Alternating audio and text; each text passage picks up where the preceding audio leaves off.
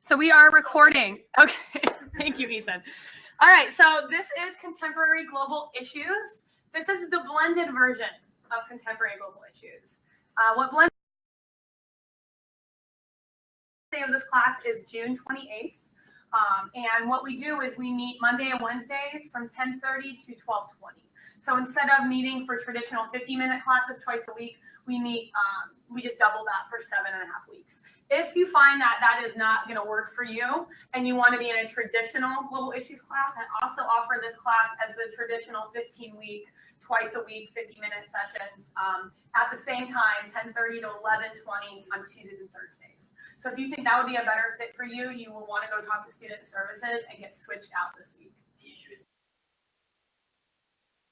Okay, so talk to Krista or the other student services. If you guys, that's nothing I can change for you, but if you do want to change that and you want to switch into the regular ground class, go talk to your advisors today and we can get that taken care of for you guys this week, okay?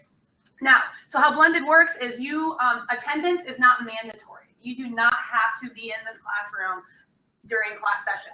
I am recording it, so there will be a live feed every class period. And what you'll see is, I don't know if any of you are on Canvas right now, but all class members will get an invite. Around this time, you should get some sort of Canvas notification that says you're invited to a conference. And then it's going to be live. Then after class is over, it will be put into the conference feature under concluded conferences, and you guys can access that and then listen to the lecture on your own. But it's only there for 2 weeks. So obviously you can't just leave everything off to the last week and try to listen to everything at the same time.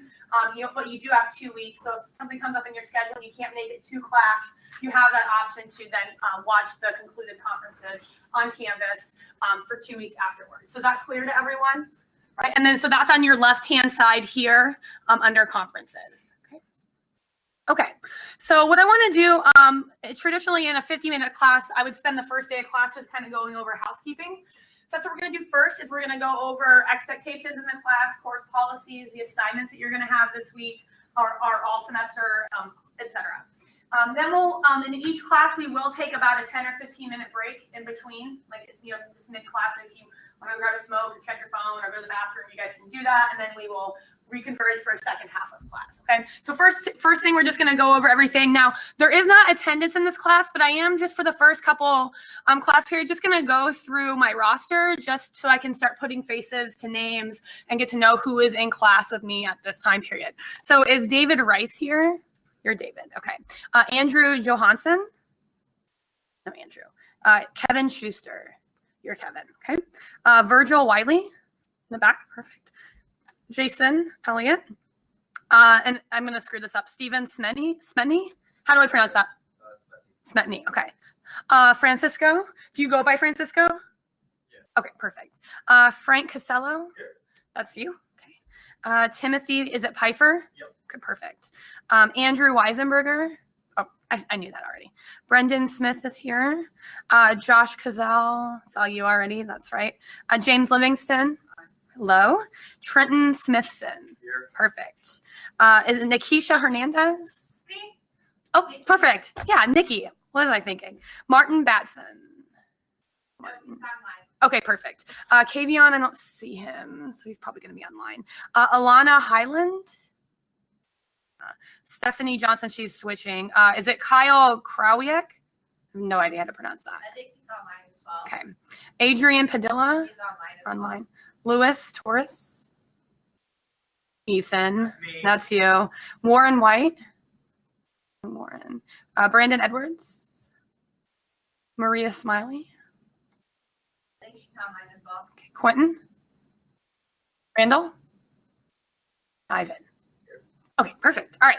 So I guess I should introduce myself. I've had about half of you before, but my name is Abigail Pfeiffer. I'm actually a historian, but through the Global Issues class, we do offer you guys a historical perspective on contemporary global issues. So what we're going to be looking at all semester are global issues facing the world community, and then I'll also be providing you guys with a historical context so that way you can be better prepared to understand contemporary global issues. Okay. You can call me Abby. You can call me Abigail. You can call me Professor. I don't really care. We're all adults, so just call me whatever you're comfortable calling me. Ethan, you have to call me Mrs. Pfeiffer. Okay. Let's see. All right. So let's go ahead and just walk through the shell. Is anyone here their first time at UAT? Okay. So have you guys did the Canvas class, right? Yeah, the orange. Yeah. Kind of played around with it. That was great. So you'll have a little learning curve here to spend a little time to get used to it. And it's really simple. It is user-friendly when you compare it to what we had before, which was called eCollege. This is a lot better, and I'm going to walk you guys through how you navigate. So the home page will always take you to this page. And right here, there's some quick links. You'll see my email, my phone, my Skype, course policies, a link to the modules, a link to a bio, and then a link to the UAT intranet. So those are always quick links you can use. But what you'll probably be doing as students is interacting in the class through the modules link on the left-hand side right here. And so what that's going to do is it's going to take you to all of the course modules. So you'll see our welcome and introduction. We're going to go through that shortly. Week 1, you'll see that we're going to be focusing on Israel and Palestine, the Iraq War, and the Arab Spring. Week 2, the Syrian Civil War and Al-Qaeda. Week 3, I'm kind of pushing 2 together. ISIS is going to finish up our Middle Eastern module. And then we're going to pivot and we're going to talk about Russia and Russian-U.S. relations, really Russian-Western relations. Week 4, human trafficking, Central American gangs, and robotic warfare. Brexit and Cuba and U.S. global engagement and U.S. relations. Down here as well, U.S. global engagement and free speech. And then week 7 will be climate change. So you'll see that we are covering a wide array of issues. Now, obviously, we're not going to hit every single global issue that's facing the world today, but we are going to be covering a big part of it. I usually will spend the first couple weeks of each global issues class. We start off with the Middle East because I feel that a lot of people don't have a good basic knowledge of what is going on over there. And so it'll give you kind of a good basis of knowledge of what's going on in the Middle East and how that impacts us today, right? A little depressing. I'm going to put it out there. Some of the things we talk about are kind of heavy and a little depressing, but they are things that are going on in the world. So they are things that you guys as global citizens should have a good idea of what's going on. Okay, so let's go to the welcome and introduction module. So when you guys have an opportunity on your own, you're going to want to go through these, but this is just a little welcome to class. So welcome to the blended version of contemporary global issues. Like I said, we'll be covering several different topics. Now, the goal of this course is not to make you an expert in each topic. The goal is to give you an awareness of what is going on in the world. And then if you want to then learn more on your own, you're welcome to pursue that. So we want to give you the historical perspective of each issue, the basic knowledge of each issue, and an awareness of these issues. So what you guys will need to do first is to read through the course policies page and take the course policies contract quiz. It's ungraded, right? So you're not getting graded for it. After you take that, the content for module 1 will open. So the module should be locked to you guys right now, but you do not want to put this off till Sunday because you will have 2 assignments due on Sunday, and you will need access to module 1 in order to complete those assignments, okay? So let's go over the course policies. Okay, so like I said earlier, students do not have to attend class live. It's up to you. Some students need that face-to-face. Others are a little more flexible and they want to be at home, and that's fine too. You'll receive an invitation to attend a live lecture every Monday and Wednesday, approximately around 10:30. If you cannot attend live, the recording will be in Canvas via the conference tool, like I already said, for 2 weeks. Canvas automatically deletes them. That's not me being like, oh, you only get 2 weeks. It's a Canvas issue. So keep that in mind. And you guys are responsible for knowing assignment deadlines and the Canvas calendar. If you click on your calendar over here, it automatically populates for you. So you'll see everything. These are the things I will have to be grading, the things that you guys will have to be completing. So make sure you're using that function. Also, you guys as students are responsible for any information I post in announcements or on the shell in any way or through your UAT email. So you guys will have your UAT Outlook email. So you're at uat.edu email, but there's also a function on Canvas where you can contact me through the inbox. You can do that as well. But you go ahead. Oh, I was just going to ask you, you can rewatch every lecture as many times as you want for that 2-week period. Okay, so keep that in mind. So, you know, the idea is we don't want online students to put everything off until the very last minute and then try to cram everything in.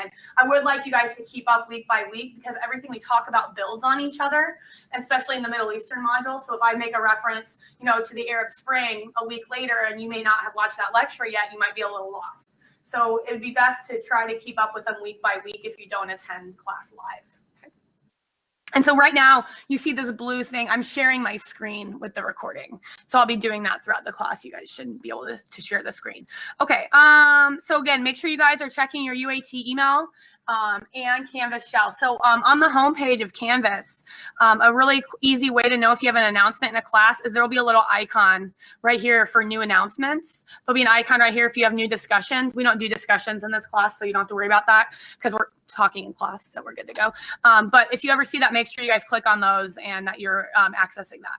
Okay, so for students who attend live classes, I do welcome technology in the classroom when appropriate. There'll be things I might ask you guys to look up on your phones, or if you have your laptops or things like that, that's totally fine, but when appropriate. So during times that you need to use technology, definitely have it out. I just don't like blatant sitting on your phone for the entire class. I'm just gonna ask you to leave. So if you want to discreetly check your phone every once in a while, go for it. We're all adults. I'm not going to tell you how to live your life, but you are in class, and I expect you to be paying attention and interacting with the rest of the class. Okay?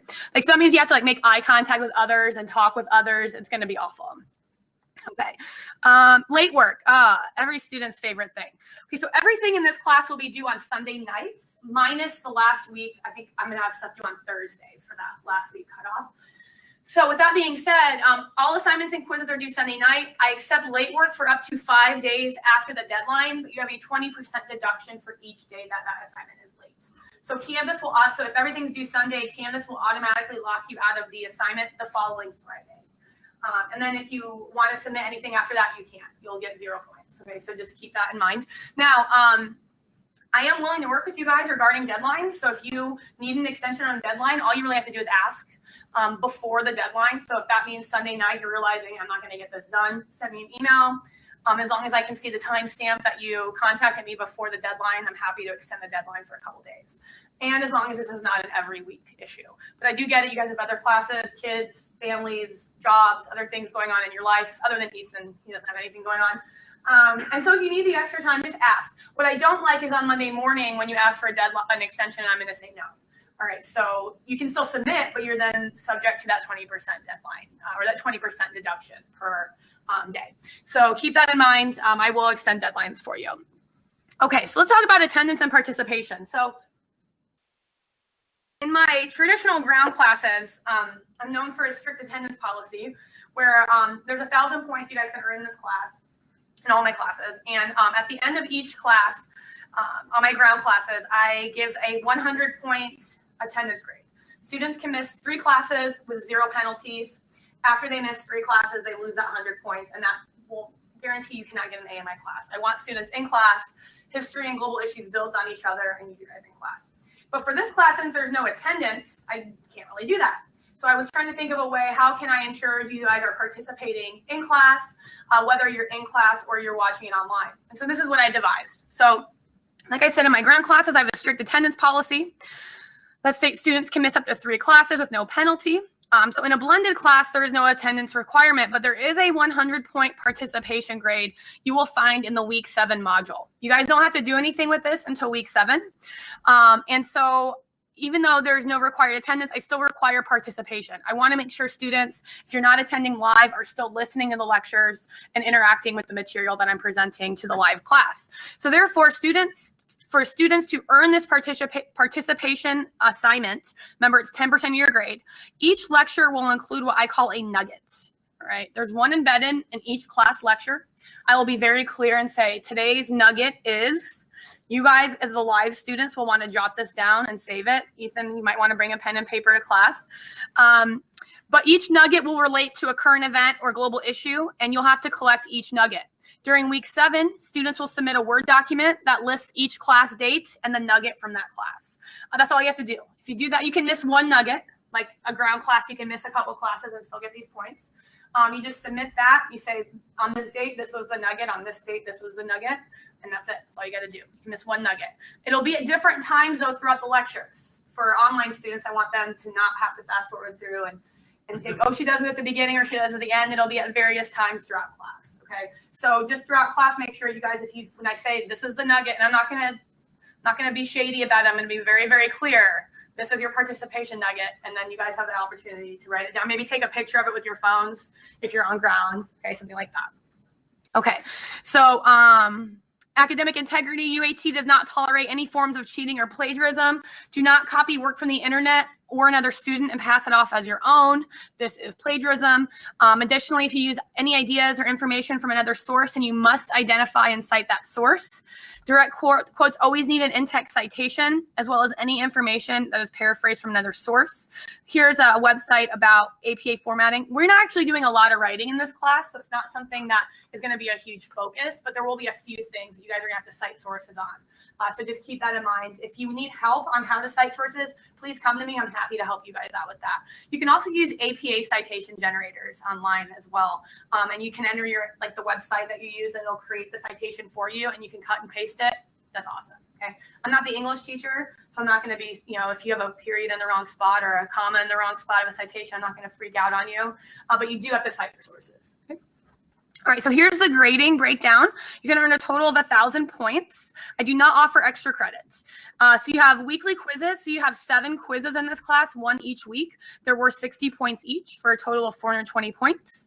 You have 2 reflection essays, which are 75 points each. Here's a participation assignment. Your final project and check-in assignments are worth 250 points.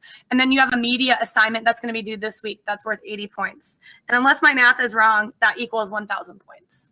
Okay, so it's a pretty simple grading scale. 900 and above is an A, 800 and 900 is a B, etc. Okay.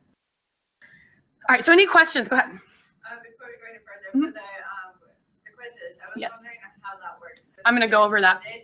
Yep, I will go over that with you in just a second. Okay, so any other questions on policies? What I expect from you guys as students, what you expect from me as teachers?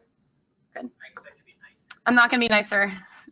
Not going to happen. Okay, so then you guys, I would suggest as you reread those on your own, and then you guys will need to take this course policies contract. And it's just a let's see if it gives me a preview here. It's just one question. It's just asking you to, once you read through the course policies, you will answer the quiz question with your name, date, and that you understand and are familiar with the course policies. Submit that. Module 1 will open for you. Okay, that's it. No grades. Okay, a couple other things. The textbook in this class is an e-textbook, and you can access it by clicking on this link, and this will live here the entire semester, so you can always access the book through that. It'll bring up this link, and when you click on that, it's going to take you to Vital Source, which is the platform we use for the e-textbook. And okay, let's see if it'll show you. How do I get to the cover? That's a table of contents. Here we go. Okay, yeah. So we use this book. It's called the CQ Researcher. I think you guys will like it. My classes typically do like it. It's really a collection of essays about specific global issues. And at the end of each chapter, there's going to be other readings you guys can look up, and websites and documentaries and things to give you some more insight. So that's how you access it. And then the table of contents is down here. So if you have any questions on that, I would like you guys to test that today. Next time you log into Canvas, let me know if you can't access that, and I will get that fixed for you guys as soon as possible. This week, you actually don't have any readings from it. I think we start the readings next week, but you still want to make sure that you have access to it and that you can, open it on your computer. Okay. Oh, we're going to go back to modules. Okay. Also, there's a Q&A discussion board. This is just for any public questions you have for the class or for me. Again, remember, it's public, so if you have something of a personal nature, send me a private email or private message on Canvas. This is another optional discussion board. If you are someone that follows the news a lot and you find something interesting you want to share with the class, you can post in this as well. Nothing gets graded. It's nothing like that. It's just if you guys want to share some information you find interesting, maybe something pertaining to class or not, just something you think is interesting in global issues, you can use that.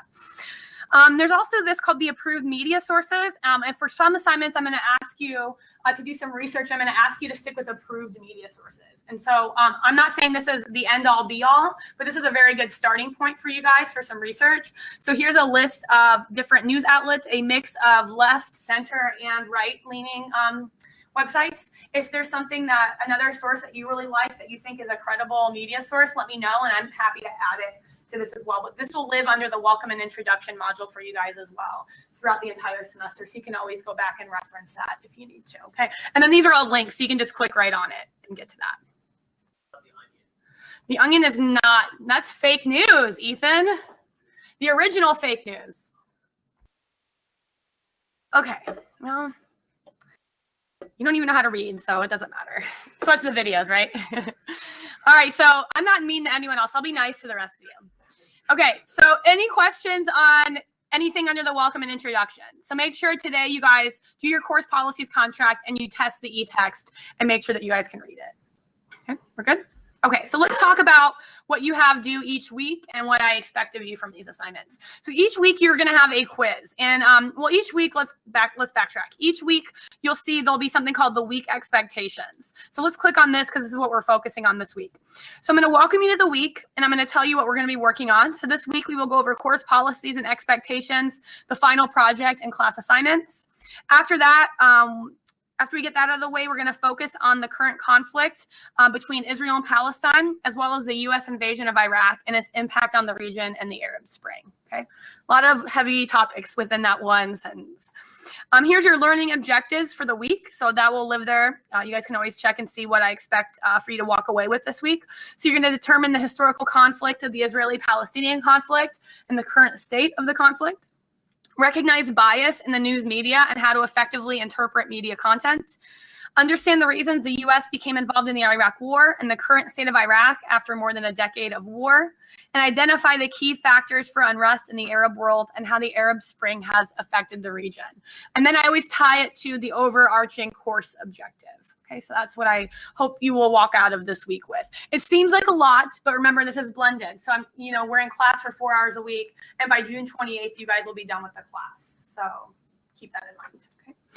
So, and then I always will list your readings and your viewings. So it's usually a mix of documentaries and a reading from the textbook. This week, there are no readings though, because there's some, your textbook doesn't have a chapter on Israel and Palestine, but I think it's an important topic.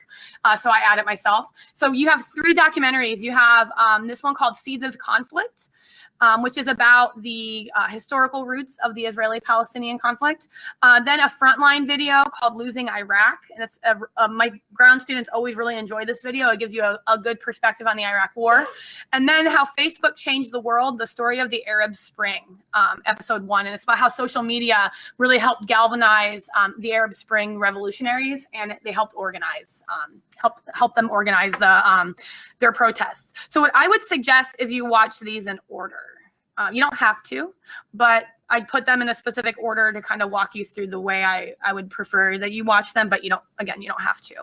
Then you'll see the deliverables, and that's what's due each week. So I link to them for you as well, so you can get to them here, or you can get back to them through the module as well. But you'll have a quiz due on Sunday over, the quizzes are always over the readings and the viewings. And then, oops. We're going to come back to that. And then a media literacy assignment. So let's go over those and what I expect out of those types of assignments. So again, you can access them here. And the quizzes are not meant to trick you or be difficult. They're meant to make sure you guys are doing the readings and the viewings outside of class. I was a college student once. If I wasn't forced to do the readings and the viewings, they typically go out the window, right? And I only have you in class, especially in a ground class, I only have you in class for X amount of time, and I don't have time to go over everything that I want you to know. So it really is important that you work on these readings and viewings. It's going to give you a lot more knowledge and a clearer picture of what I'm trying to get across to you. So what I do is I'll tell you which questions come from what. So questions 1 through 8 of this quiz come from the Seeds of Conflict. Questions 9 through 20 come from Losing Iraq. And questions 21 through 30 come from How Facebook Changed the World. And they go in order. So what I would suggest you do as you're watching each video, have the quiz open, have your video open, and as you are watching the video, the questions will pop up in order. Okay, so again, I'm not here to confuse you. I just want you to be watching it and be reading and same will go with the readings too. So when I say your questions 5 through 15 are from chapter 2, it'll go in order of the reading as well. Okay, so again, not here to trick you. So no outside sources are allowed though. So no Googling answers. I am looking for specific answers to these questions with information that comes from the readings and the viewings. So that there's always a student every semester that will Google something, they cut and paste it into the quiz, and then I still see a hyperlink in there. And I realize that you cut and pasted it. And if you give me like a wildly different answer than what I'm looking for, it pretty much tells me you're using outside sources. So no outside sources are allowed. If it's clear to me that you're doing that, you just get a 0 on the quiz, the entire quiz. Okay, so make sure you're engaging with material. Now, answer in short answer format. I want you to answer these questions in as few words as you possibly can. All right, no long essay questions. Just if it just takes you 3 or 4 words to answer the question, that is awesome. I don't want you to spend the whole time crafting, perfect sentences over these answers. Just give me the information I'm looking for in as few words as possible, and you'll be good to go. That helps me too when I grade. I can just kind of scan. I don't have to read long essay questions and things like that. So just be very succinct with your answers. Okay. If you're comfortable with full sentences, that's fine. Some students do prefer to write in full sentences, and that's okay too. You're not going to get marked off for that, but you don't have to, is what I'm saying. Okay. So these quizzes also have no time limit. So you can start it. Like, let's say you have time to watch one video on Tuesday, start it, save it, come back to it. As long as you submit and hit submit by Sunday night at 11:59 p.m., then you're good. All right. So you have they open every Monday morning. So weeks 1 quiz just opened at midnight. Monday morning or 12:01 a.m. and they'll be open until Sunday night at 11:59. So each week it'll go that way. I typically will not open them earlier because I want you guys just kind of staying week to week and not really working ahead, because I want you to also pair this information with what we're talking about in class. Okay. Unless something comes up and you're going to be out of town and you want to work ahead, I'll work with you on that. Okay. So any questions on the quizzes? Yes. I just wanted to double check to make sure the quizzes is like going to stay open though, right? When you start on it, and yes. You want to go on it. Yes, you can save it. Yeah, and it'll stay open. If you do have a problem with that, you might maybe on the first week just want to maybe save your answers in a Word document, because the last time I taught an online class, there was one student, their answers weren't saving, and they were 50 question quizzes, and he was doing the quizzes and then they weren't saving. And then on my end, it looked like he didn't do it. So maybe just for the first week, if you want to save your answers and just make sure that it's submitting when you don't have any issues, that might just be a smart thing to do. But if you do have any issues that you saved a quiz and you come back to it and you can't access it, let me know. We'll fix it. It's a Canvas issue. We can fix that for you. So you have one of these each week. Now, you also have some other assignments. So this week you're going to do a media literacy assignment, and we're going to do something in class after we come back from our break that kind of walks you through how I want you to do this. But let's go ahead and look at this. So part of understanding global issues is you have to understand how or what media outlets you can rely on, right? Or not only that, but how you can triangulate information. So for example, if you're only reading Fox News or you're only reading CNN or NBC, MSNBC, you're not going to get a clear picture, right? The best thing to do on a global issue is to really seek out a left, a center, and a right news outlet and see what they all have to say about the same issue. And that's called triangulation.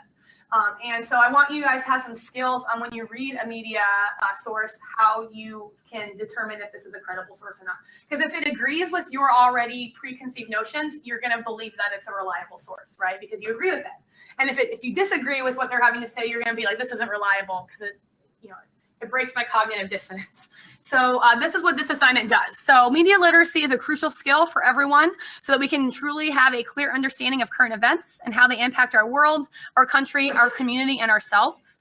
Many of you are probably aware of the fake news crisis we have seen in the news a lot since the election, right?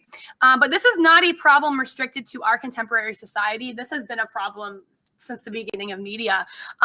Throughout history, people have always manipulated the media to get a specific point across.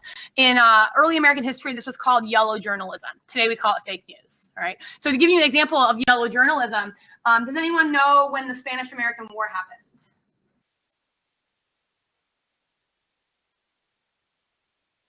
Early 1900s. You're close, 1898. So kind of like that turn of the century. Does anyone know how it started? Yes. Okay. So the U.S. had a ship, the USS Maine, that was in Havana Harbor in Cuba, and it was blown up. And the U.S. media automatically started blaming the Spanish, and they started writing all these articles that the Spanish did this. There was no evidence that the Spanish did it. And in fact, recent forensics have shown that it was a boiler room issue.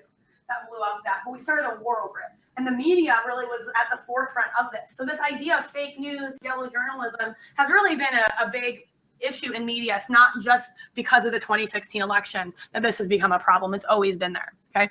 So for this assignment, students will learn skills relating to media literacy to help them as they progress through the course on contemporary global issues. In this assignment, students will critically analyze media sources for bias and reliability. So using the checklist below, there's 6 points right here, and we're going to go over these in class with some other articles I've printed out for you guys. You're going to read the following 3 articles, which are linked at the bottom. We'll come to that in a minute. And assess their credibility based on this bias checklist. And so this checklist came from this link. And I'd like you to, before you start the assignment, read through it, because I gave you each point, but they'll kind of elaborate on each point here for you guys. It looks kind of like a long article, but it's not, because there's like comments at the bottom, okay? So read through that first, and then you're going to then use the checklists from that article to assess each article. Okay, so here's the steps. So in a Word document, what I'd like you guys to do is you're going to copy and paste this checklist 3 times. Okay, so you're going to have a checklist for each article, right? You'll need it obviously for each article. For each article, you'll answer each question from the checklist, and you can do this by writing your answers next to each question. So you'll cut and paste this checklist, and then you can just write your answers right next to it for each article. Does that make sense to you guys? Okay. After all the questions have been answered from the checklist, students will provide a 2 to 3 paragraph analysis of the sources, total, not per source. Okay, just 2 to 3 paragraph total analysis. You want to consider the following questions. Was there a clear bias in any of the articles? And if so, what was the bias? What source was more reliable based off this checklist? Which was least reliable? How does social media impact the way people consume media? And how can citizens ensure that they are consuming reliable media? So I'd like to get your viewpoints on that after you've done this assessment, okay? How many of you get news daily from social media?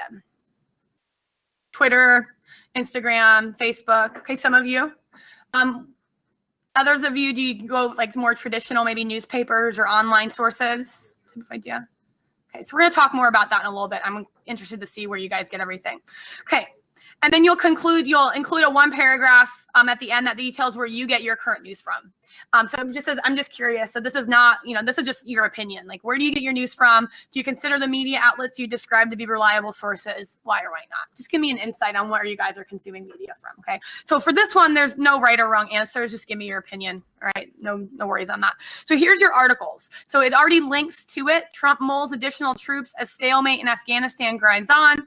How much does a politician cost? A groundbreaking study reveals the influence of money in politics.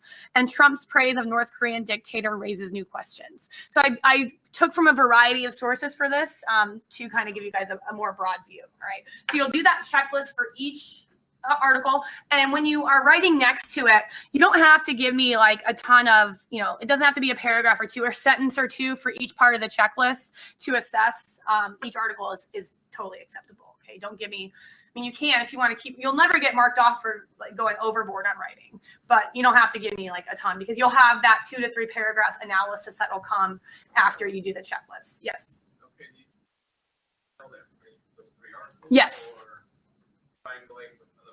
No, I just want you to look at these media sources and use a checklist to start understanding how you can look at any media and start assessing what you can pick out of a source for it to be reliable. Throughout class, though, as the class progresses, we'll be triangulating things together. Like I might pass out a few different articles with the same thing, or I might ask you guys in class to look up a few articles from different news outlets, like something from Fox, something from CNN, something from The Guardian, to triangulate a specific topic. Okay. Any other questions on that? It's good?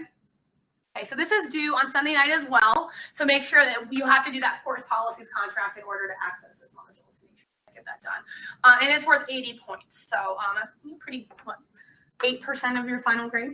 And the reason we do this at the beginning is because this is something, we will be assessing a lot of media outlets and sources throughout the class. So I want you guys to have a good understanding. You can always come back and use that checklist for yourselves if you want to assess a source. Sometimes I might sneak a really shitty source in just to see if you guys are paying attention and see if you will call me out on it just to see. Okay. Throw some Breitbart news in there for you guys. All right. Okay. So that's what you guys have due week 1. Then you'll see week 2, you just have your quiz. Week 3, you just have a quiz. Week 4, you'll have a reflection essay. And this is pretty simple in the sense that you will, as long as you answer all the questions and meet the parameters, you'll get the points. But what you're going to be focusing on is a 500-word reflection essay that answers the following questions. What have you learned about the Middle East during the first 5 weeks that you didn't already know? What is your opinion on the role of the U.S. in the Middle East today? Should we have a continued presence or should we pull out of the region entirely? Why or why not? And how do issues in the Middle East impact the U.S. and the rest of the world? And to answer those questions, you need to cite at least 3 things from the class readings or viewings. Okay.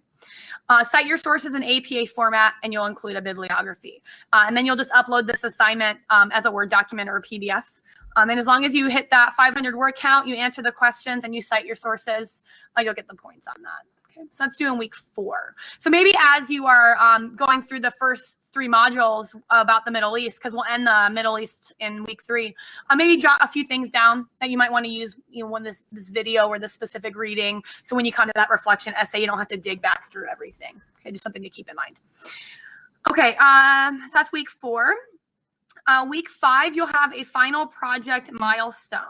And let's look at this. Oh, let's look at the final project first, though. That's going to be due June 25th. Okay. So the internet has proven to be a powerful tool for spreading information. One way to spread information from person to person is through an internet meme. For your final project, you will be creating 4 memes or political cartoons, most students do memes, that address a contemporary issue that we have covered in class. So you are going to be making dank memes for the final project of global issues. They could be stale too, and that's okay. All right, so this is the requirements. Bear with me here.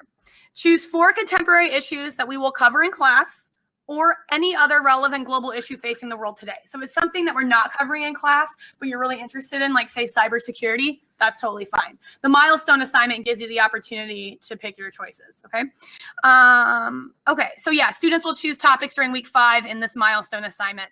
I do reserve the right to veto any topic. I've never had to do that yet, though. Students are usually pretty good about choosing really good issues to focus on for their memes, okay? What I would suggest to start off with is you look through the look through all of the modules in class, look at what we're going to be working on, and then that might get you guys thinking. Some really popular ones that students have done in the past are about Putin. They love to do memes about Putin. Iraq war, the Syrian civil war, anything in the Middle East is usually memeable. So you have a lot of creative freedom in this assignment, okay? So you'll create, go ahead. What do you mean? Oh, Putin? Like Vladimir Putin from Russia. You're going to learn all about him this semester. Okay, so you'll create an internet meme or political cartoon for each topic you have chosen. So you're going to have 4 memes, all right? Each meme or cartoon needs to make a specific point about the topic, meaning you have to take a side.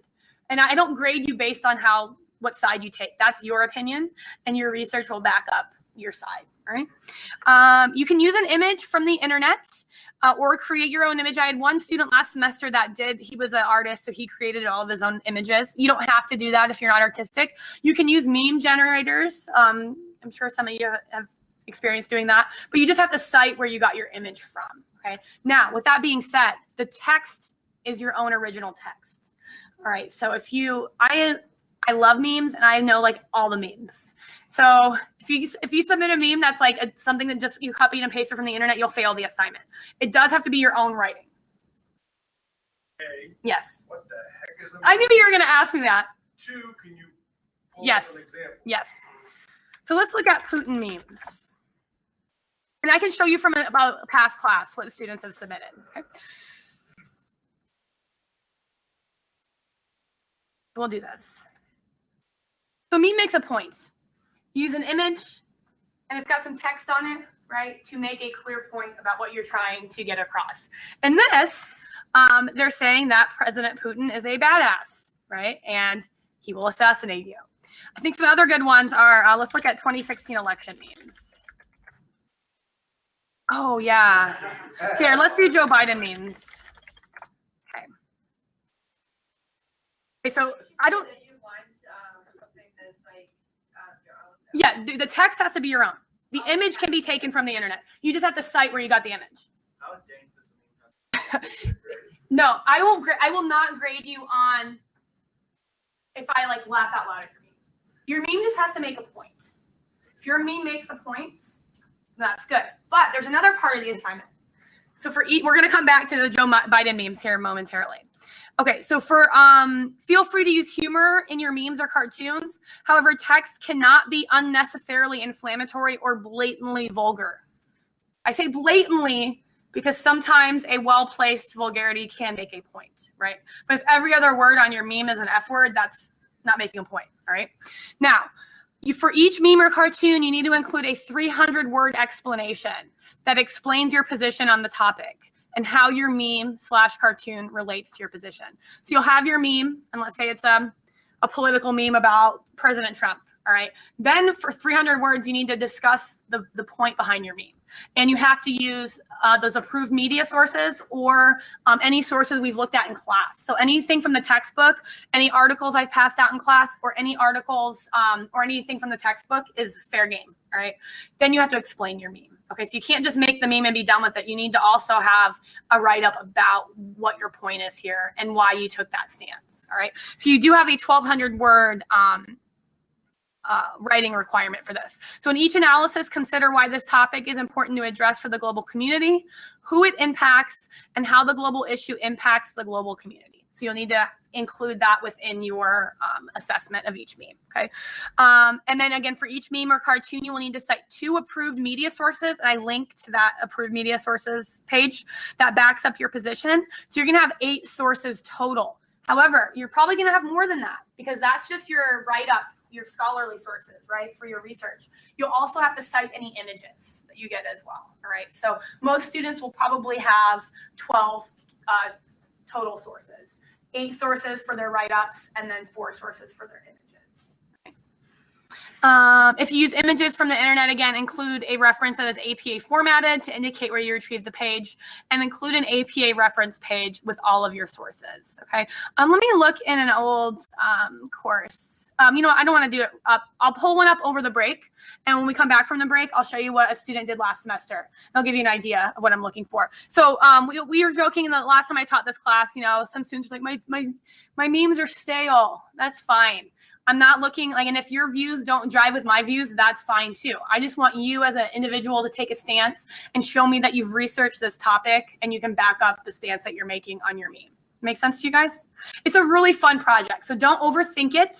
A lot of students were really stressing out, thinking, oh, my memes aren't good, I'm not creative, and that's fine. You're not being graded on your creativity.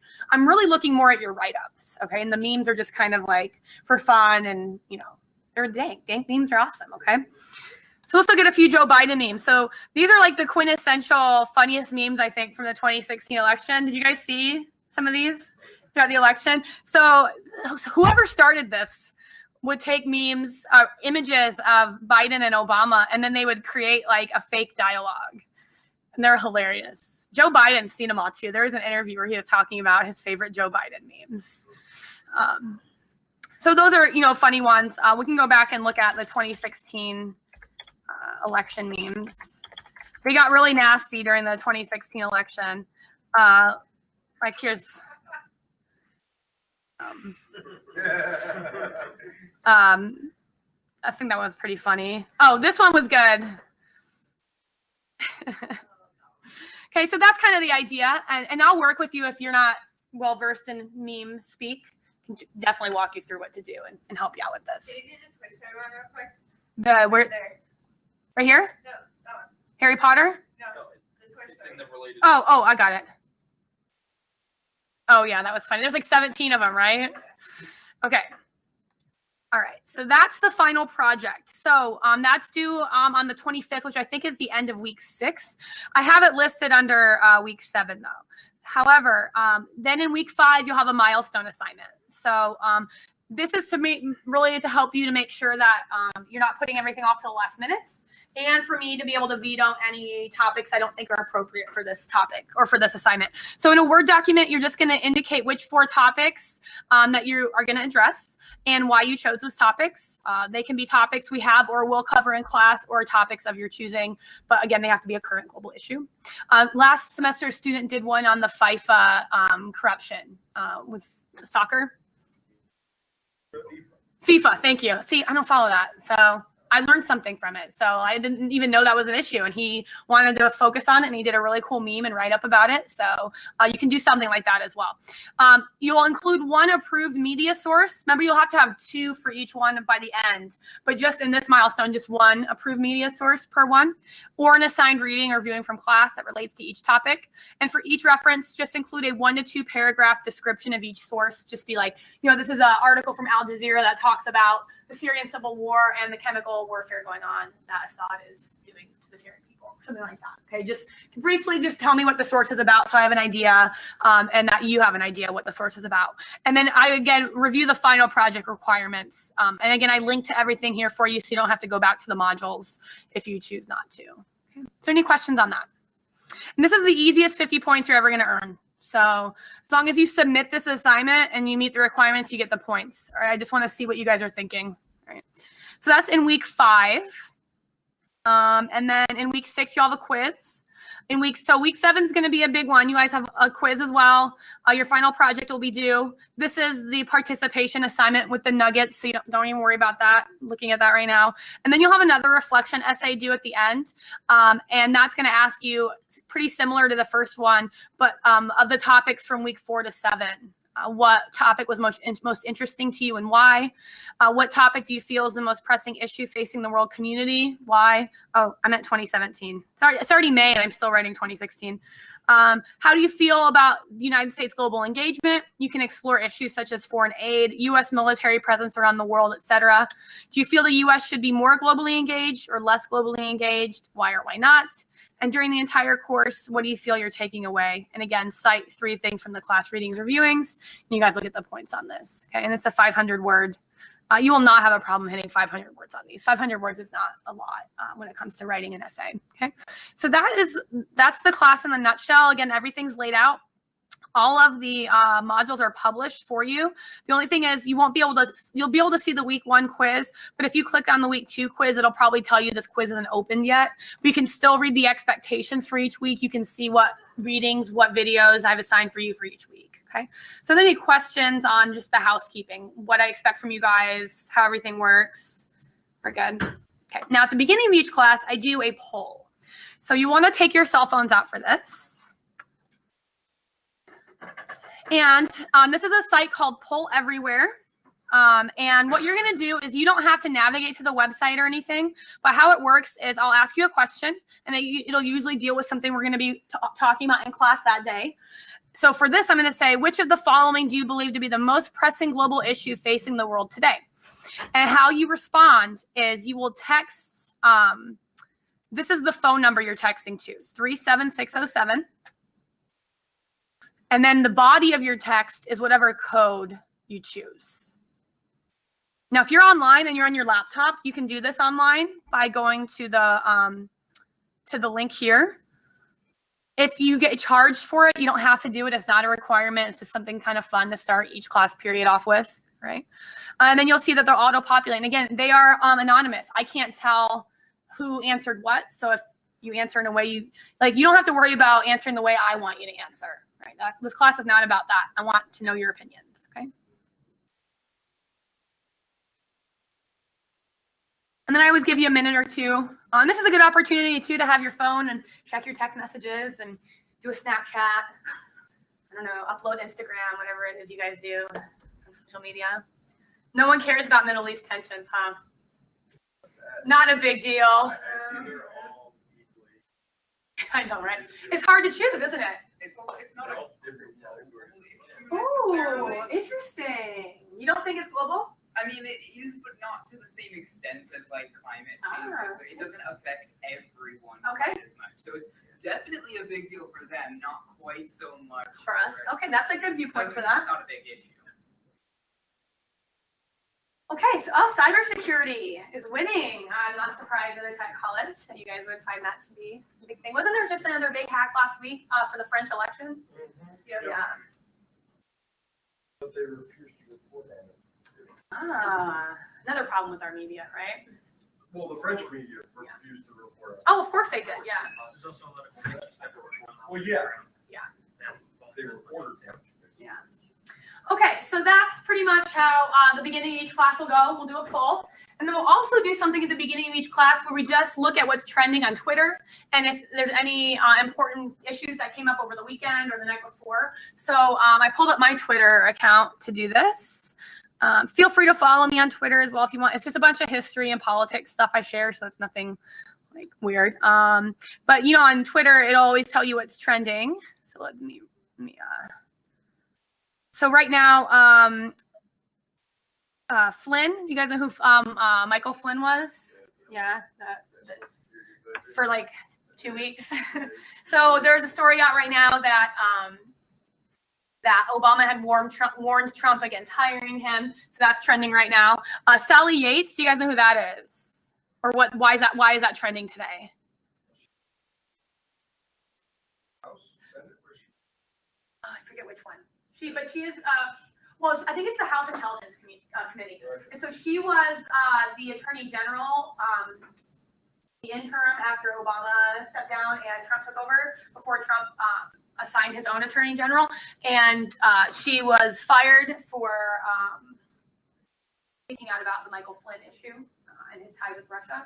So she's in front of Congress today testifying about that. So that's kind of a big thing right now trending. When I woke up this morning, that was like one of the first notifications I had on my phone from New York Times and things like that. So that's something to pay attention to.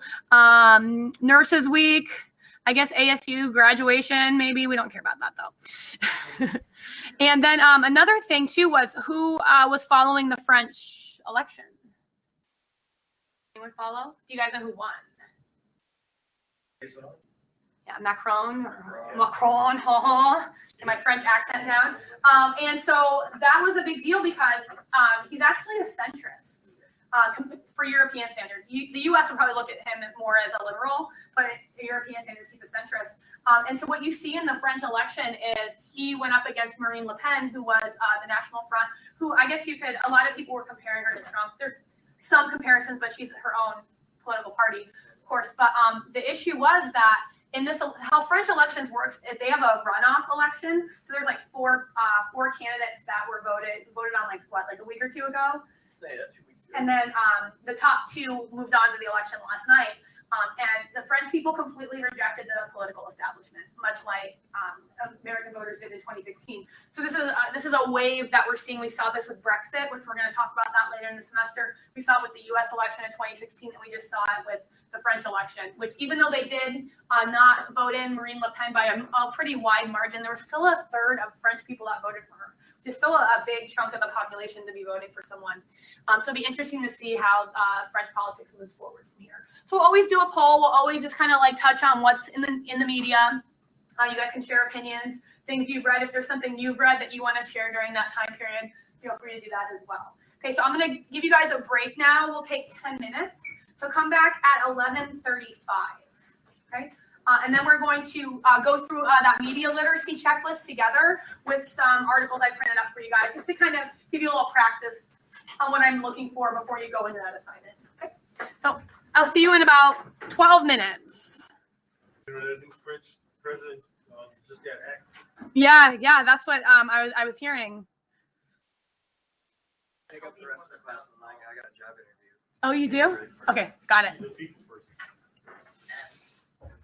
What, Ethan? How the hell do you have more than 1,000 followers? Because I'm awesome.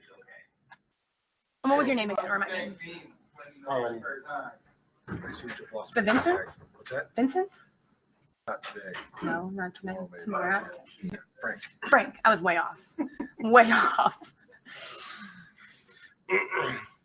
So, for an example for a meeting. Yes. So, I just finished my English 102 class Mhm. over at GCC, Okay. and I did mandatory military service Okay. after high school. And it turns out less than 1% of the people eligible for the military are actually going in, protecting the other 99%. Right. So one guy standing in front of 100 people going, "I'll protect you." That's perfect. Good. That's exactly what I'm looking for. Good. I got one done already. You got one done. Woo-hoo. One done. But as you're making them, if you want my feedback on it, let me Okay. know. And But, well, because I mean, those were memes.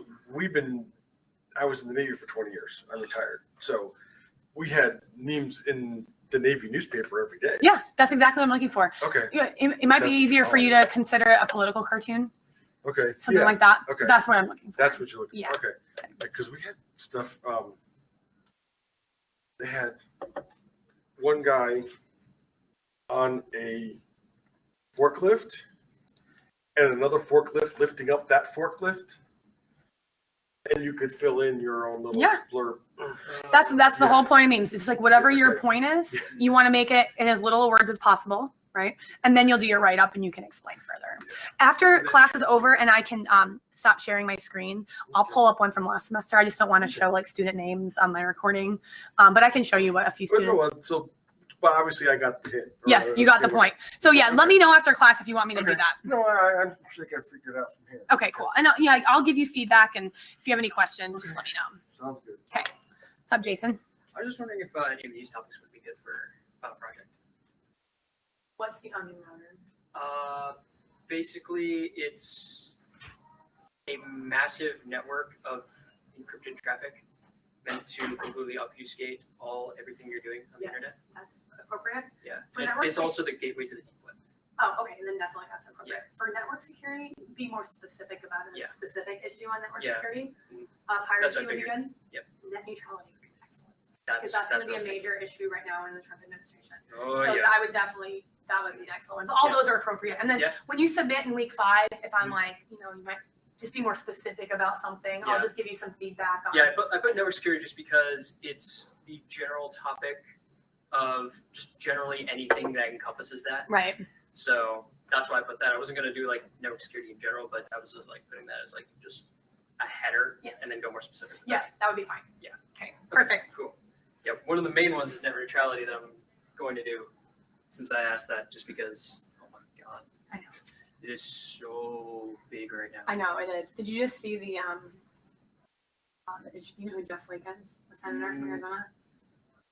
He was the one that wrote the bill recently that just passed through Congress about how they can sell your the big ISPs can sell your information now, like your browsing history, Oh yeah. without your knowledge. And he wrote that, and he got like $185,000 from one of the ISP companies, Cox or Viacom or whatever. Yeah. It's no surprise there.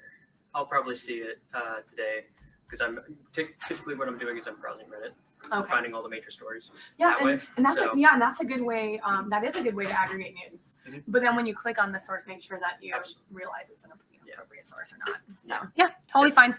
Mhm. I like Reddit, but I find like I don't like how it looks.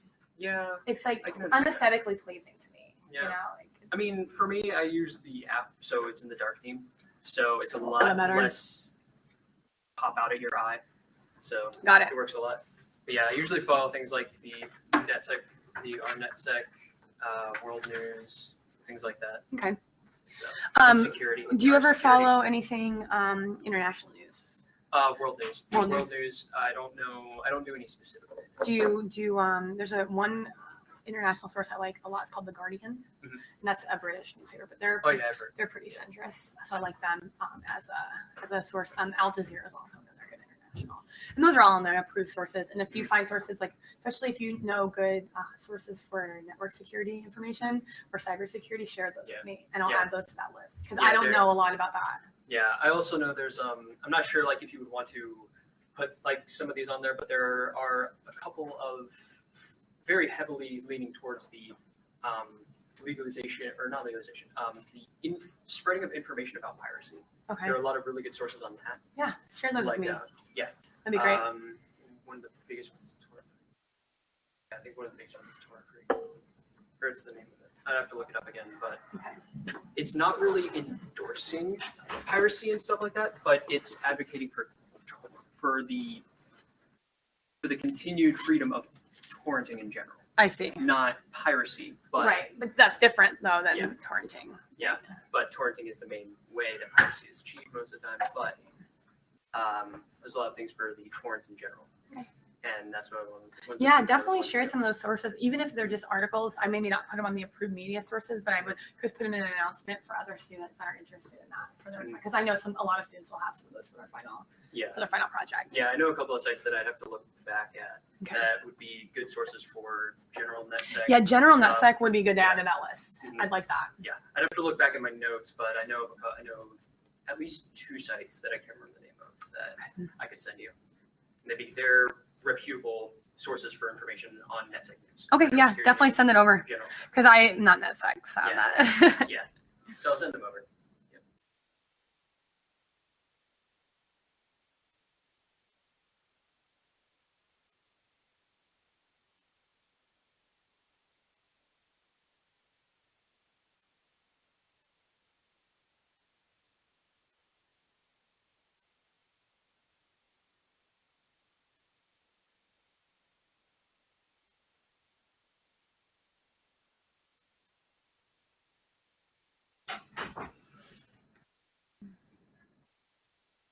Has it been 10 minutes yet, has it? Nope, you still have 5 minutes. Try to get him to boo me. I did not. That's what I heard. I heard that too. That's a dirty lie. I heard an audible groan from the front row. Oh, that was me. And they called me the I know.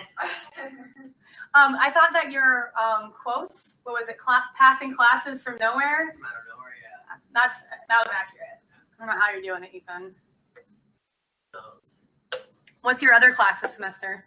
I have one with Jill, and I have one with Portillo. Are they all blended? Portillo's is, Jill's isn't. Oh, okay. The second half, I have another Jill class. Because I was thinking like 3 blended classes at once would be a lot.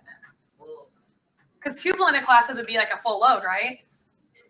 to say, but the problem with blended is because if you want to graduate like at a decent time, you have to take 5 a semester. So what I usually do is take a 15-week course and then 2 Blended. 4 blended. Got it. That's more doable.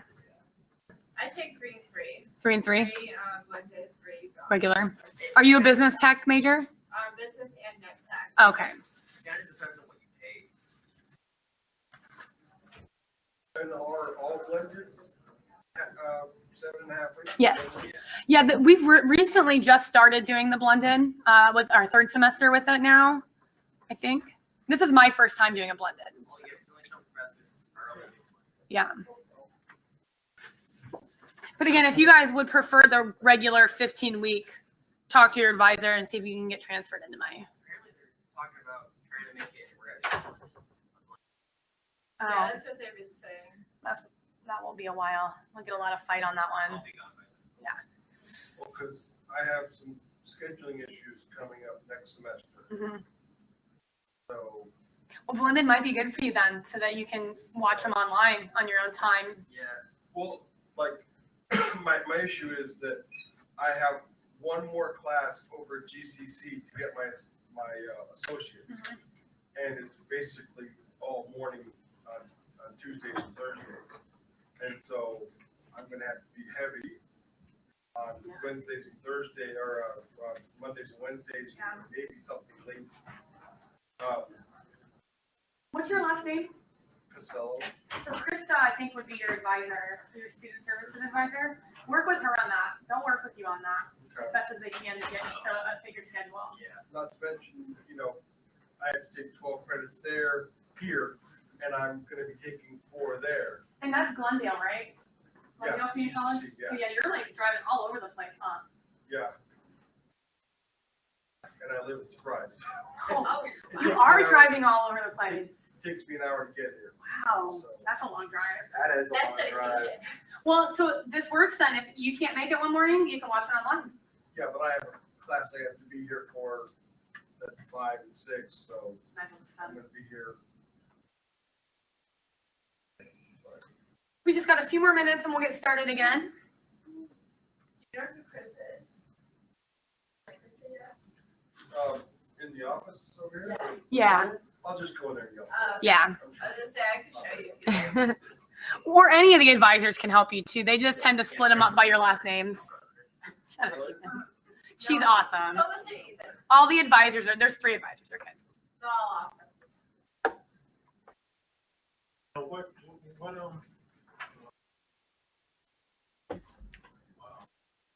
What assignment you said we have to do before one is? Oh, so you have to go into the welcome and introduction module. Can I see your view real fast, if you don't mind? 'Cause I only see the instructor view. Okay, so class the module. Yeah, so that's all locked. So you need to do the course policies contract. So you'll read the course policies, then go back, and then right under it is the quiz. Take that, we get it ungraded. It's just so that I have a record that you have read the course policies. There's always someone by the end of the semester that says, well, I didn't know that was a policy. And I said, well, you signed this. Make sure you're reading it and that you are clear on the policies. Let me know if you have any questions. But as soon as you submit that, it should open. If it doesn't, let me know right away. That's the Q&A we have to do. What's that? The Q&A. Oh, the Q&A you don't have to. That's not optional. That's just if you have any general questions in class. Students usually don't use that very much. But I would, if the best way to get a hold of me is I have my UAT email on my phone, so I will get back to you fast. You can also message me on campus on the inbox feature. That doesn't go to my phone, but I'm on campus a lot from today. So either way, I'll get back to you guys quick. Do you text? I do text. If you look at my phone number on the homepage, you can text me on that. It's my Google Voice number. So yeah, however you guys are comfortable contacting me, I'm comfortable with that. Okay, so it's 11:35, so we're gonna get started again. So another thing I'll do usually at the beginning of each class is a today in history. Just kind of a fun little trivia from what happened today. And today's actually a big day in history because today in 1945, I say May 7th/8 because it depends on what part of the international date line you were on when Germany surrendered. But Germany surrendered today in 1945, ending the European theater of war. But you still have the Japanese theater of war going until August of 1945. Okay, gives me time. Okay, so what we're going to do is we are going to, this is the media checklist that is in that assignment that you guys are going to do this week. But we're just going to kind of do a practice today. So I have 3 different articles. I'm going to give everyone one article. So like this part of the room will have one article. The middle of the room will have another. And you guys over here will have a different as well. You're going to read through each article and you're going to apply the checklist to the article. And then we'll share with the class. And that just kind of gets you an idea of what I'm looking for in this assignment. Okay. So for, let's see. Oh, I'm good. I'm going to split you guys up as I go. So you're going to have this article. This is from a source called Politico. Okay. So you 4 are going to be a group.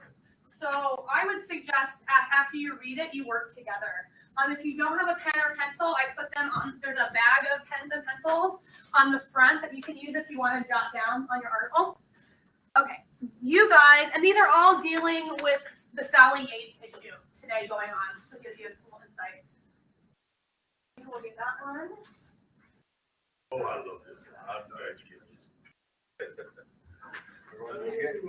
one. So there's, oh, that would have been embarrassing. So the 4 of you back there. Okay.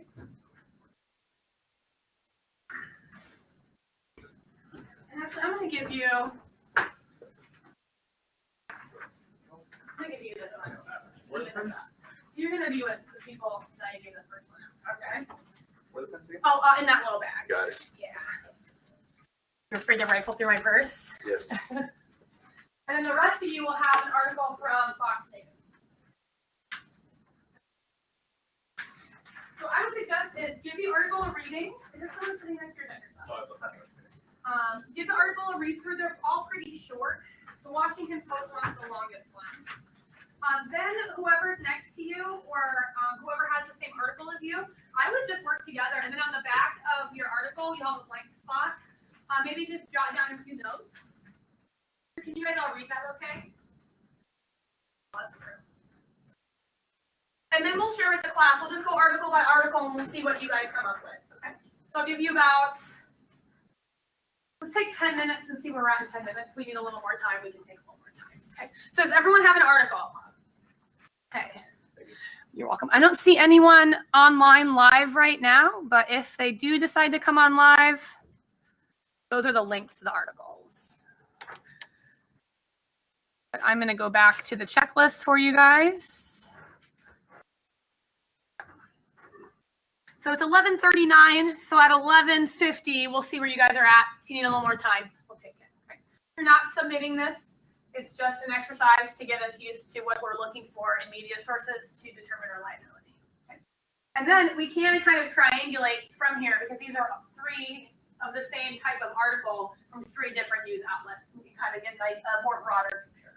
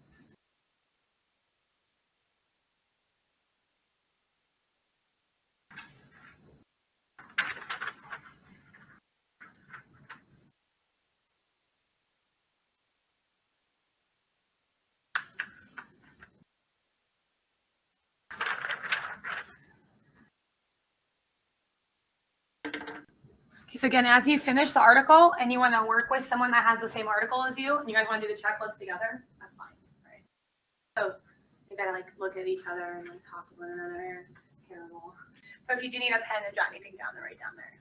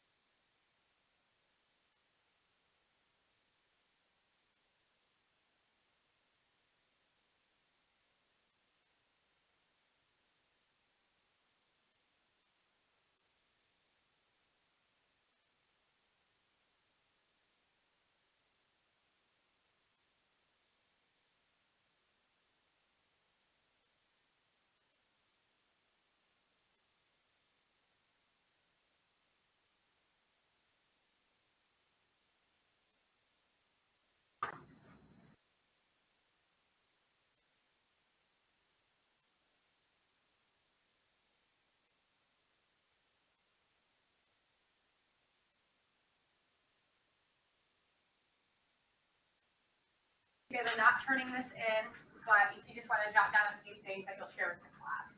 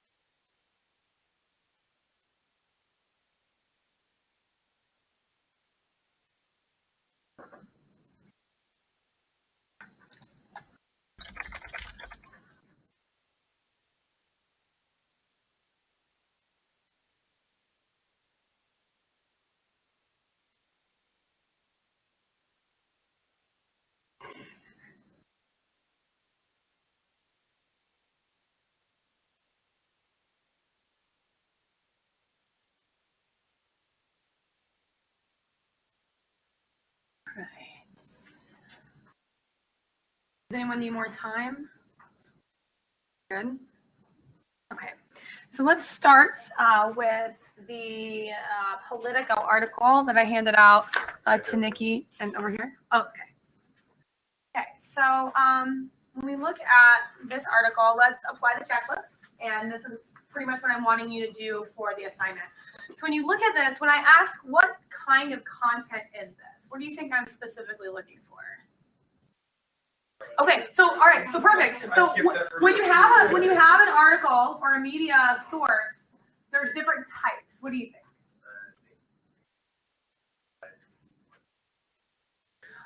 Not you're kind of on the right track, but not quite. So Ethan, what do you think? Like article or interview. Yeah. Okay. Perfect. So have you guys ever heard of like an op-ed, right? An opinion piece. Right, so like if you ever follow like major news outlets like New York Times, they'll have like an opinion section. That's someone's opinion, all right? So you should understand that, hey, this is someone's opinion as I'm reading it. I shouldn't necessarily take this as honest 100% truth until I research it more. It could be an editorial from the editor of a specific news outlet. It could just be a current event, like this is going on today. They wrote this article, published it today. Jason, what did you had your hand up?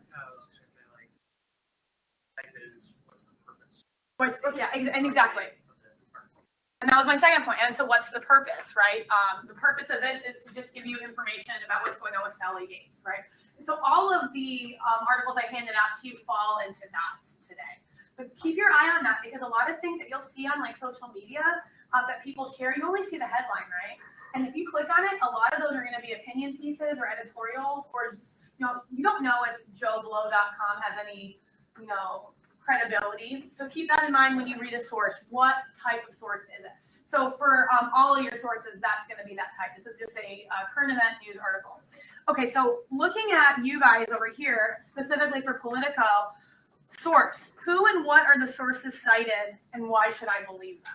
So in your article, you tell the class that they cite any specific sources. Well, are you talking about explicit source citing, as in the link source, or are you talking implicit? Like Implicit and explicit. okay. Well, implicitly they referenced Twitter, Okay. and they also referenced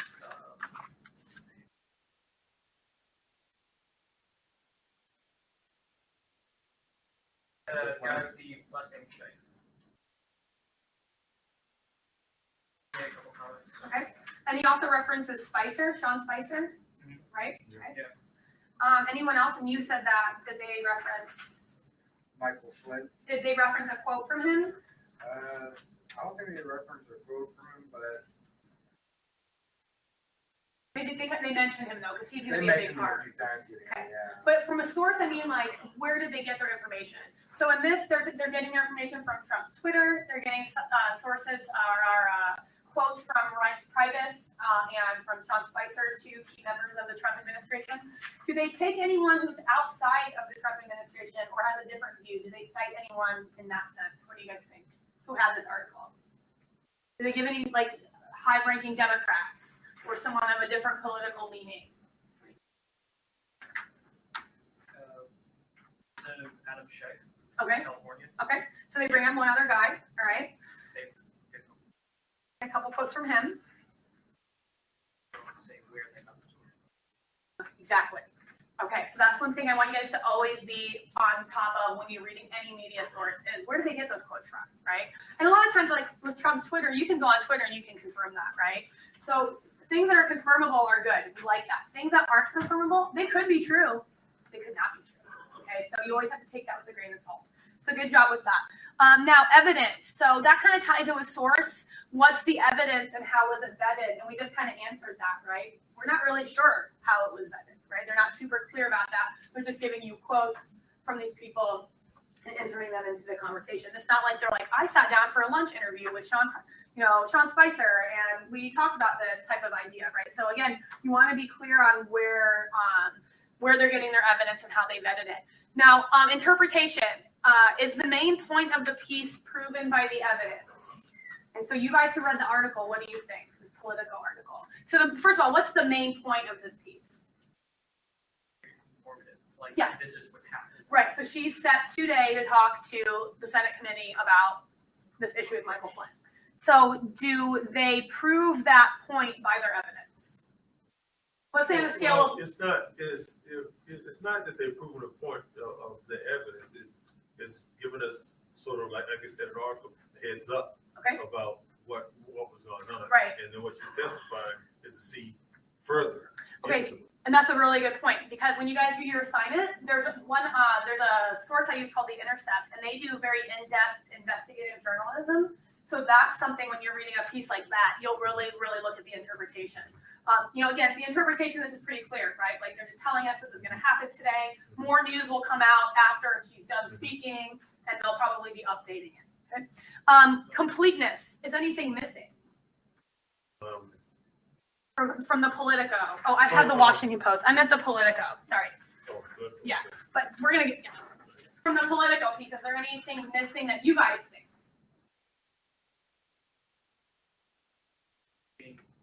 Sources, like explicit sources on where they got Okay, this information. exactly. They're not very explicit, right? And I want to point out one thing that they do say is on page 2 of the Politico source, they say, since the canceled March hearing, Democratic lawmakers have hinted that Yates' testimony could be damaging for Trump. Well, who are the Democratic lawmakers? What are they hinting at? What are specific, so they're kind of vague in this article about some of the things that you probably would want more detail about to get a fuller picture, okay? Now, knowledge. Am I learning every day what I need from this article? What do you guys think? Who had the Politico article? Do you feel that you learned what you needed to know about Sally Yates speaking today in front of the Senate? Or do you think more information was needed? The main point of the whole thing was the final line that it says. Okay.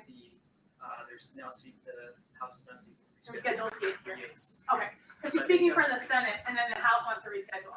So I mean, again, it's an informative article, just letting you know kind of what's going on today. All right, so that's the political article. So that's what what I'm looking for in your assignment is to go through each article that I give you in the assignment and answer those questions in that way. Again, 1 or 2 sentences per point is acceptable. Now let's get to the Washington Post article, which I was holding up earlier, even though I was talking about the Politico. That was a dumb moment. Okay, so let's go through the checklist for you guys. We already know that the type of this content for all of these are the informative article about what's going on today. Source. So in the Washington Post article, who and what are the sources cited and why should I believe them? So what do you guys think who read the Washington Post article? Who's cited in this article and should you believe them? Well, his press secretary, I take him with the greatest off. He just told say something. Say stuff. Not his opinion. Right. Somebody else's. Okay.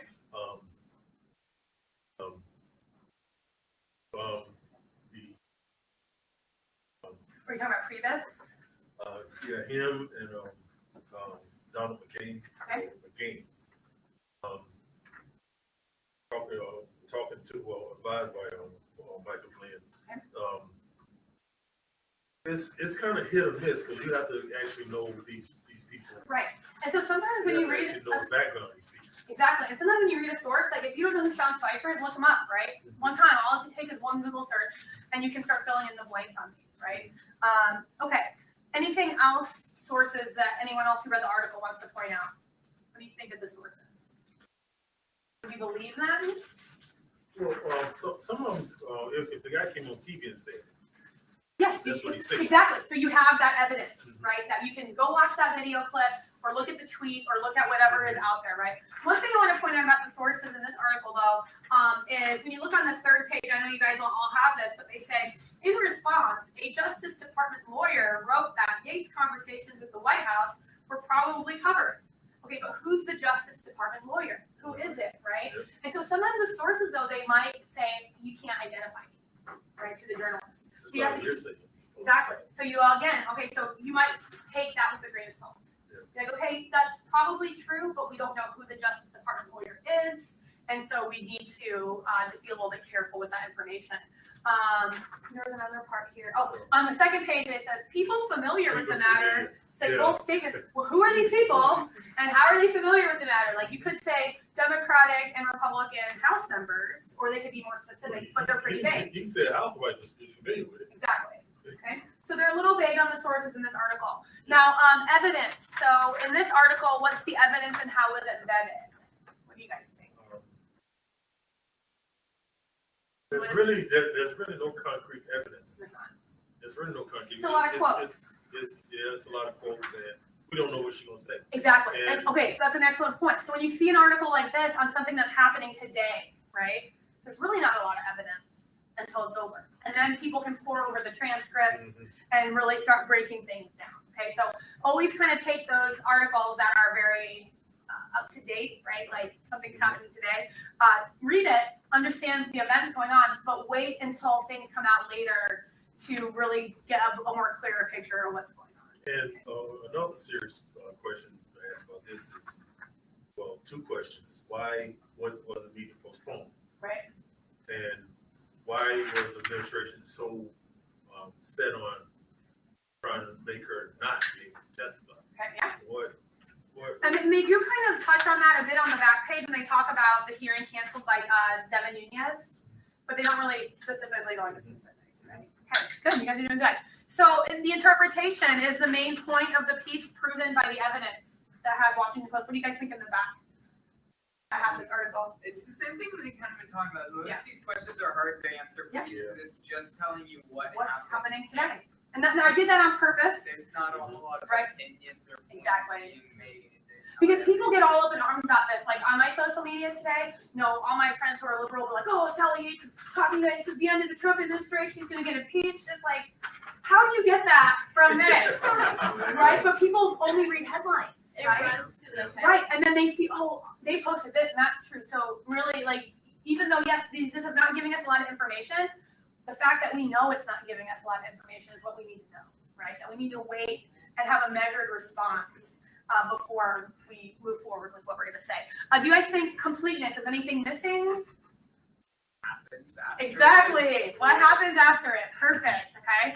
And I think also what's missing in this as well is just specifics, right? Yeah. On their sources, Look, they- on like who's the Justice Department lawyer, who are the people familiar with the situation, right? Give us some specifics. It would be nice to know what questions they're gonna ask. Exactly. Yeah. That's not in here, so we don't know. And then you, like you said earlier, the knowledge, am I learning what I need? Yeah, we're learning that this is going on today, and we're gonna wait till afterwards. Okay. And then let's look at the Fox News article. Oh, I think the shortest of the three, so you're welcome. You're welcome over here. Okay, again, we know what type of content this is. Again, they're talking about Sally Yates today. All right. Source. So what are the sources in this article? That should you believe them to Trump? Okay, and again, you can't believe the Twitter because it's right there. You can go in. He tweeted this. Okay, so that's good. Any other source issues? You don't know how to spell. Obama's source or something. Right. Okay. Again, not specific. Right, and then they also said, kind of down at the bottom, Actual Obama official. a White House source speaking to NBC News. The White House source. Okay. So yeah, and of the three, I thought this one was kind of weak when it came to that. They're all weak as far as that goes, but this one was the weakest. Evidence? Did they give you any evidence? Did they vet any evidence? Besides Trump's Trump's Twitter. Yeah, like exactly. Well, like what I don't understand is how he brought up that she mentioned to him about Michael Flynn, and then his response to that was not even related to this topic. It was pointing blame in another area. It's like it's all Classic deflection. Classic deflection, right? Why would I even want Fox News to begin with? I'm sure they're all like that. Yeah. Well, so yeah, I mean they are. That's the whole point. I gave you guys when we look at, I gave you guys 3 specific outlets. So we all know Fox News is right leaning, right? Yes. What about Politico? Very left, like extremely left, like to where I probably would not recommend that as a source because it's too left. Washington Post is more in the center, although they do lean a little left. Not as left as Politico. So I did that on purpose so you could see that all these outlets are reporting on the same things, right? How are they reporting on them, right? I know, terribly. Interpretation, and again, this is all kind of the same thing. The main point is proven, right? Like he's speaking today. Oh, yeah, and there's definitely conflict. Yeah, definitely conflict. And what's missing is what is she saying, what's going to come out after this, and then am I learning what I need? Now we're learning who's speaking today, and that Trump loves Twitter.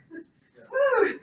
Okay, so let me fix that for my... And you don't know how to spell counsel. No, he does not. Okay, let me fix this real fast. Okay, so that's what I want you to do on this assignment is just go through each one. You can write, again, in the assignment right next to it, write your answer right next to it, and then do your analysis paragraphs under it, okay? So you guys clear on that, what I'm looking for? And this is something you guys can just use, too, in the future for yourself when you're assessing news media on your own. Like, look for those things. If they're vague, be wary. If they're specific, that's much better, okay? And again, triangulate. Use sources from different political spectrums. It's sad that the media is, media is always partisan. It's been partisan in the United States since George Washington, all right? So we had a Democratic Republican news media in the 1700s, and we had a Federalist news media in the 1700s. And depending on what side you were on, you're going to read the newspaper that fit your own views. So then there's nothing wrong with having your views and reading articles that back that up, but you also need to step outside that and look at articles that give you a different viewpoint. And if articles don't provide a different viewpoint, like if they're writing something about the Democrats, let's see what the Republicans have to say, and vice versa. You should question that source. All right, so that's something I just want you guys to always keep in mind throughout class. This might be something we'll revisit throughout the semester and just looking at this checklist, okay? So any questions on what I expect for this coming assignment using this checklist? We're good? Okay. Okay, so that was for students online. Today's participation nuggets. Take a picture. Today's participation nugget. Since we're going to start talking about the Middle East and specifically Israel and Palestine, do you guys know who this is? Some smart guy. He's Jewish. It is not the Jewish version of Einstein. Oh, Middle Eastern, thank you. This is the first prime minister of Israel. Does anyone want to guess his name? Oh, no. Okay. His name is David Ben Gurion. I'm going to write it on there so you guys have it. So if you want to take a picture of the screen or write it down, that's his name. It's cutting it off. Oh, it's cutting it off. Sorry. Let me move it over. There you go. So you guys want to take a picture of that? You have your first nugget.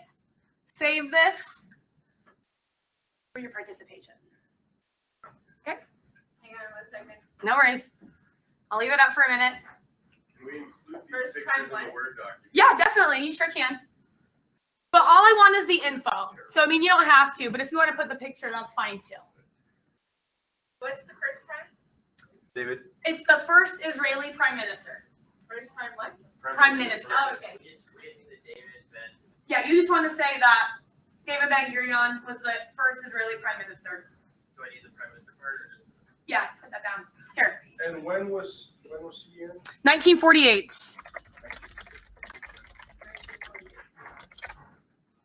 Okay. So, and then you want to put today's date with that. So make sure you record that as, you know, saying, you know, Monday class, May 8th, nugget was this.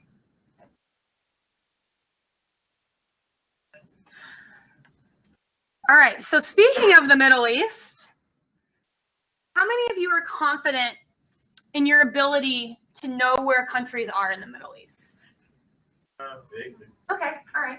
So we're going to do a Middle East map quiz. It is not for a grade, it's for fun. Okay, you guys can definitely work together. And actually, I would encourage you to use your phones and look these up so that you are working with the material. You're looking at where these are on the map.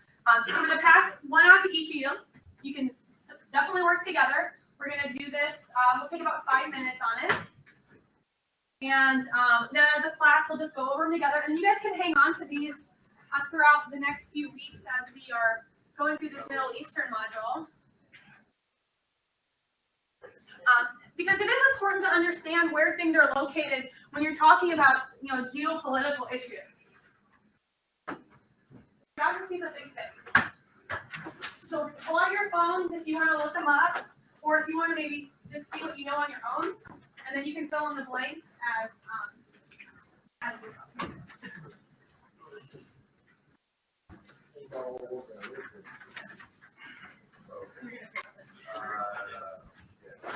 Okay, so again, if you need a pen or a pencil, they're in that little pouch. And I'm going to put this up on the screen as well, so if anyone pops in live or if they come back to view this, they'll see what we're talking about. Okay, so this is what we're doing. Okay.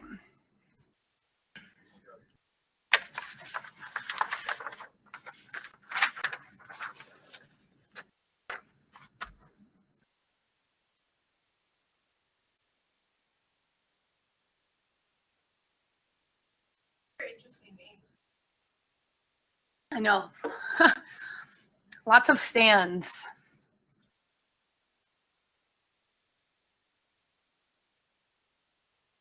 I'm really most concerned that you know where 1 through 14 are. That's going to be kind of the areas we're going to be focusing on mostly in class, but it's good to know where the other ones are as well, especially Afghanistan and Pakistan.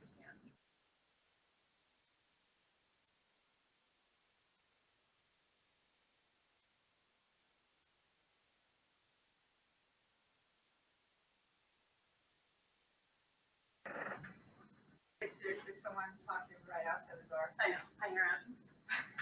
Their class isn't started yet, though. We've got to wait. You want me to go shut them down, Nikki? Yes, please. Gotta go tell them? No. We're in the middle of the quiz? No. You pipe down? No. Can I just slam the door open really fast? Hard to kick it. Yeah. Scare them. I'll roundhouse kick the door open.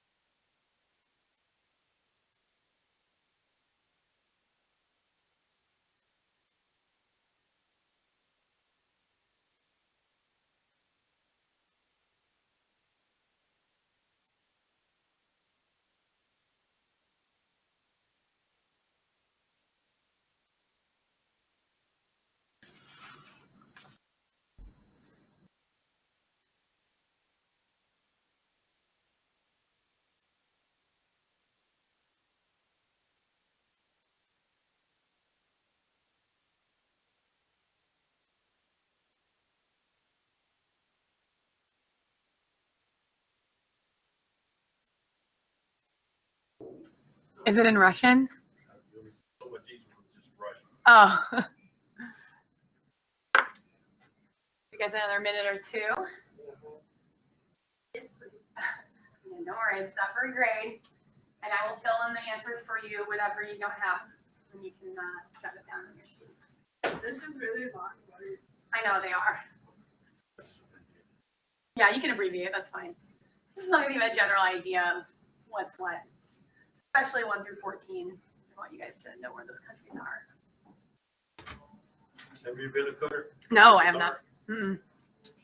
Yeah. Oh, I bet it is. Look at where it's located. It's a jewel.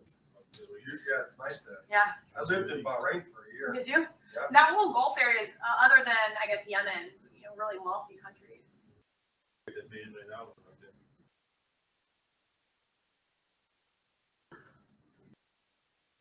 Ski resort.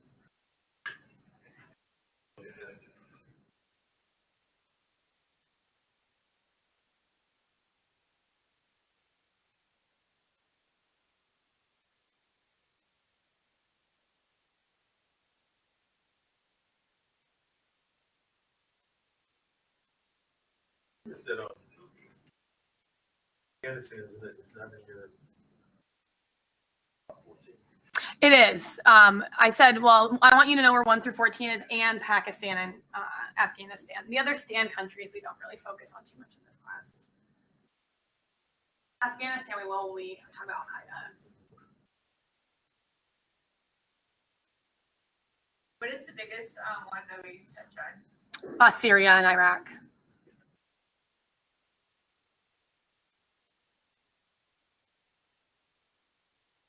And a lot of people also consider Egypt to be part of the Middle East as well. It's just not on this map. There's some major Arab countries in North Africa as well.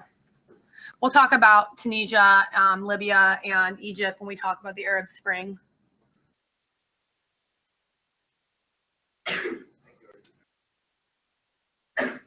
Okay, so we're gonna go through these. Don't worry if you're not done yet. We're gonna go just 1 through 20.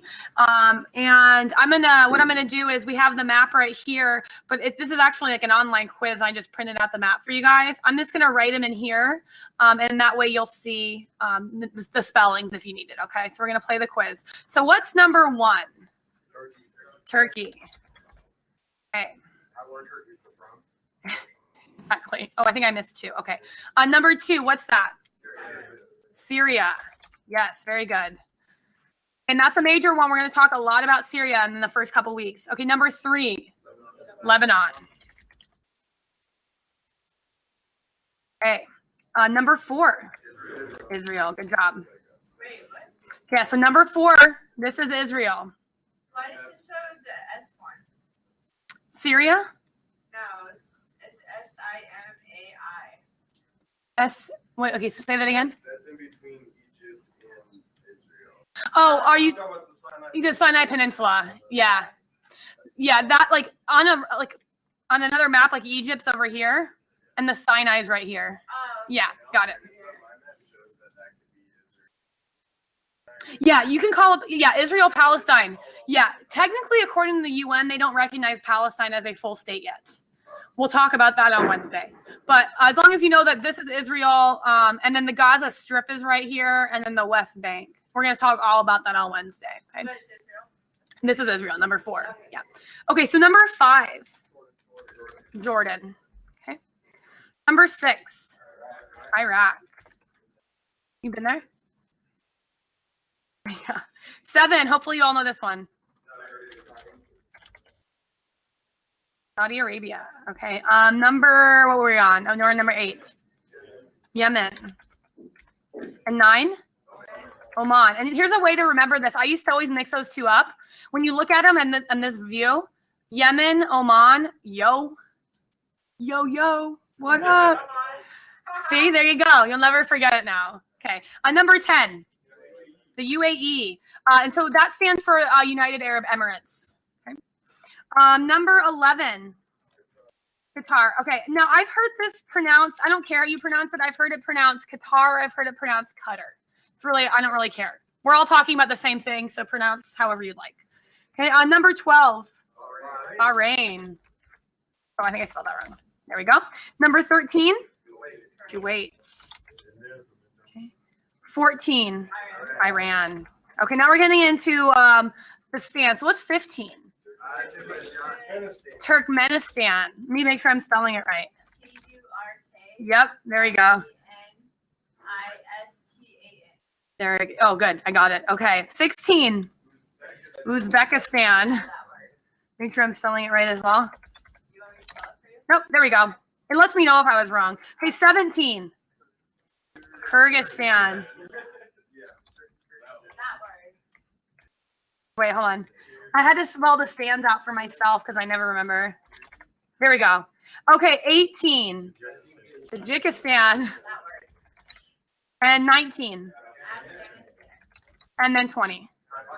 Pakistan. Okay, so I'm going to leave this up for a moment if you guys want to fill in any blanks on your maps. And I would just suggest kind of tucking this into your notes or whatever notebook you bring to class, Ethan. You know, because you always bring your notebook.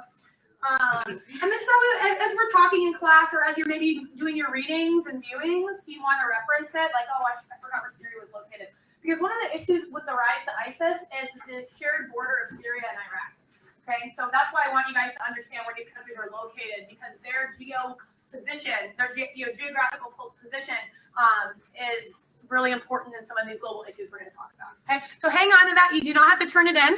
I'll leave this up for the remainder of class if you want to fill anything in. Does anyone have any questions? Ethan? So the handouts we get, are those the handouts for the reflection? No, that's different. Those are different, and those are, oh, you mean the media assignment for this week? Yeah, these are not the articles you will use for that assignment. No, because in past classes, every handout you said is key. Oh, that's for my history classes when I use primary sources. Okay. I would still hang on to these because again, you can reference anything I pass out in class if you want, like on the reflection essays in week 4 and 7. Just make sure the media assignment we have to do that was you already had the 3 articles. Yes, that's linked in there. You'll see them at the bottom of the assignment. Next one we won't have those 3 articles. That's the only media assignment we're doing.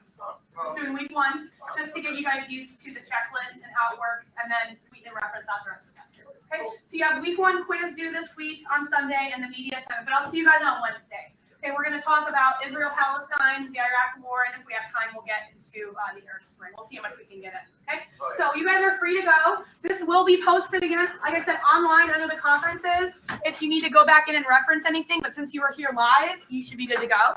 All right, so I will see you guys. Oh yeah, just return my pens if you use them, please.